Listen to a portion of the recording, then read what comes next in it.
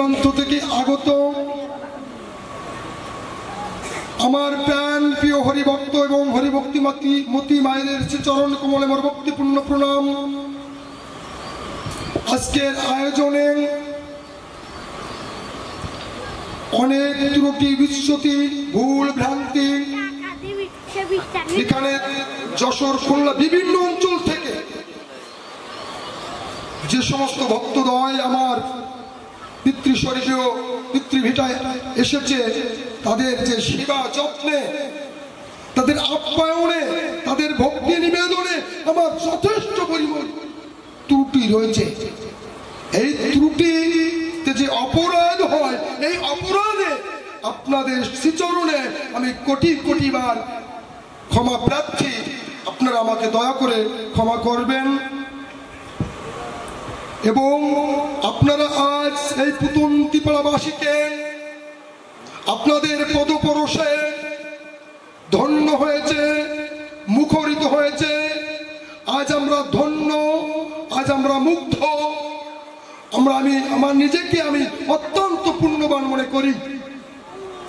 এই যে আজ অগণিত যে দূর দূরান্ত থেকে আমার প্রাণ প্রিয় হরিভক্তের যে আগমন ঘটেছে, এটা আমি নাচেতেই যে ঠাকুরের কাছে আমি যা পেয়েছি, হে ঠাকুর আপনার চরণে আমি যথেষ্ট ঋণী।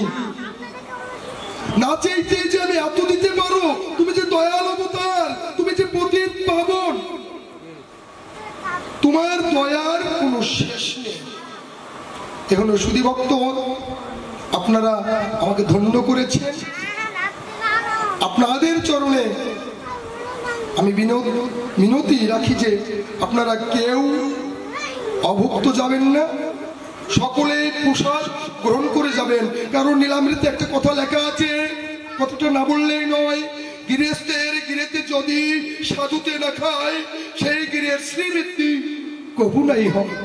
আপনারা যদি আমার মঙ্গলই চান তাহলে সেবা নেবেন, যদি না নেন আপনার কিছু হবে না, ওই গৃহস্বামীর ক্ষতি হবে। এর উল্লেখ আছে নীলামৃতে, যথেষ্ট উল্লেখ আছে। গোস্বামী লোচনের উপখ্যানে আছে, নীলাজির উপখ্যানে আছে। কিভাবে আছে? আমাকে যে আমি যদি সাধু না কই, হরিনামে গুণ আছে। তা কই গুণ আছে? আমাকে যে আমি সাধু যদি না কই, হরিনামে গুণ কই, আমি যদি সেই পবিত্র যে মহাশক্তি সম্পূর্ণ যে হরিবল যদি আমি চুপে থাকি, তাহলে তো আমি নিচু নেই, আমি উঁচু হয়ে গেছি। এক হরিনাম মধ্য গুণ দিয়ে সব নিচু জনে করব পরম বৈষ্ণব। আজ এখনো ভক্তদ্বয় আমার বাসভবনে, আমার পিতৃ বাসভবনে উপস্থিত। আজ আমাদের চার ভাইয়ের প্রচেষ্টায় আজ আপনার ক্ষুদ্র আয়োজন। এই ক্ষুদ্র আয়োজনে অনেক ত্রুটি বিচ্যুতি আছে। আমার চার ভাইয়ের পক্ষ থেকে আমি মতুয়া মন্টু মণ্ডল সকলের চরণে আবারও ক্ষমা প্রার্থী। জয় হরি বল, জয় হরিচাঁদ, জয় গুরুচাঁদ হরি বল।